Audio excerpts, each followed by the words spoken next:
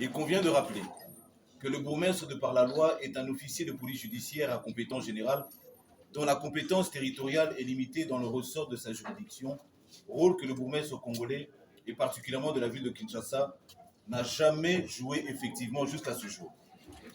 Le regard de la population quinoise est tourné aujourd'hui vers la recrudescence de la criminalité à géométrie variable et la montée en puissance du phénomène communément appelé Kuluna, qui sème la désolation au sein de la population qui ne sait plus à quel sein se vouer.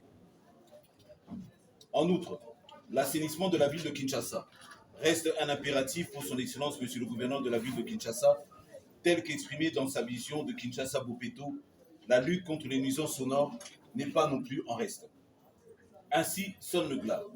Après une formation organisée au cours de cette même année par le COREF, à l'attention de mesdames et messieurs les bourgmestres de la ville de Kinshasa sur le rôle de l'officier de police judiciaire, avec comme rôle principal de rechercher les infractions, d'en prévenir la commission et de déférer devant le ministère public tout suspect ou contrevenant, bien entendu, dans le respect de la procédure pénale en vigueur en République démocratique du Congo.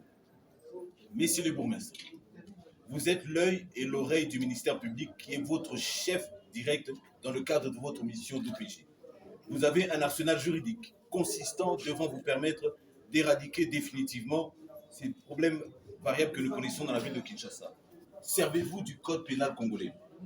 Concernant l'assainissement de la ville de Kinshasa et la lutte contre les nuisances sonores et les heures d'ouverture des débits de boissons vendant la boisson alcoolisée, servez-vous respectivement de l'édit 003 du 9 septembre 2013 relative à l'assainissement et à la protection de l'environnement de la ville de Kinshasa, de l'édit 005 du 9 octobre 2012 portant réglementation relative aux nuisances sonores dans la ville de Kinshasa et de l'ordonnance du 31 mai 1975 réglementant les heures d'ouverture et de fermeture des débits de boissons vendant les boissons alcoolisées.